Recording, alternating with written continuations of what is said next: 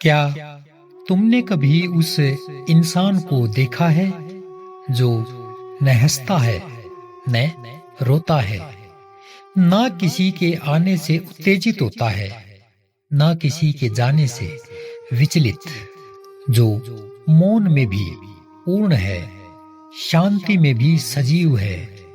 क्या वो कोई योगी है या कुछ और? आज हम बात करेंगे उस अनुभव की जहां न प्रकाश है न अंधकार, न कोई हानि है न कोई प्राप्ति, जहां न मन डरता है न हृदय कुछ चाहता है। यह है ज्ञान की वो स्थिति जहां आत्मा अपने स्वरूप में स्थित हो जाती है। तो सबसे पहले हम जानेंगे इस श्लोक के अर्थ को कि आखिर यह श्लोक हमें क्या कहना चाहता है। इस श्लोक में अष्टावक्र जी कह रहे हैं, जो व्यक्ति भीतर से स्थिर हो गया है, जिसे कोई भय या चिंता नहीं रहती, जो निर्विकार हो गया है, उसके लिए अब न तो अंधकार है न प्रकाश, न कुछ खोने का डर है न कुछ पाने की लालसा। वह सदा के लिए शांत और निर्भय हो गया है। जानेंगे इसे। आप कल्पना करो एक महर्षि की, जो हिमालय की कंदराओं में वर्षों से मौन है, न कोई क्रिया की न कोई प्रतिक्रिया की, न मौसम का प्रभाव न भूख की चिंता। कोई उसे प्रकाश में देखे या अंधेरे में, उसके भीतर की स्थिति एक समान है। उसके पास जाकर एक जिज्ञासु ने पूछा, महाराज, क्या आपको अंधकार में डर नहीं लगता? महर्षि मुस्कुराए और बोले, जब मैं ही नहीं रहा तब अंधकार या प्रकाश किसके लिए? यह वही अवस्था है जो अष्टावक्र जी इस श्लोक में कह रहे हैं, जहां मन पूरी तरह शांत हो गया हो, जहां आत्मा को जान लिया गया हो, वहां न अंधकार रहता है न प्रकाश, क्योंकि ये दोनों ही मन की व्याख्याएं हैं, द्वैत के परिणाम है। और जो ज्ञानी बन जाता है, उसे अब खोने का भय नहीं रहता, उसे कोई हानि नहीं दिखती, क्योंकि कुछ भी उसका था ही नहीं।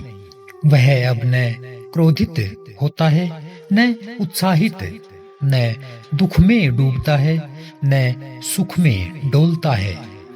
उसकी स्थिति एक शांत झील की तरह हो जाती है, जिसमें कोई लहर नहीं उठती।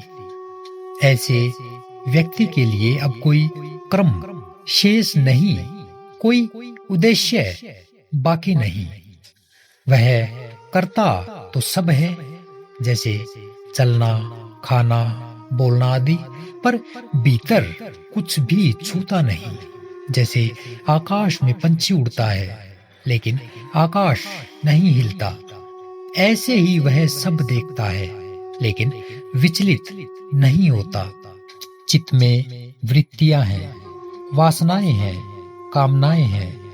अनेक जन्मों में जो कुछ भी मिला है, उस ही का संग्रहित नाम चित्त है। बुद्धि इसका सद तथा असद में विभाजित करती है। सुख दुख, लाभ हानि, प्रेम गिरना, हिंसा अहिंसा, प्रकाश अंधकार, त्याग और ग्रहण आदि का विभाजन करती है, किंतु अस्तित्व में भिन्न कुछ भी नहीं है। वहां सब संयुक्त है।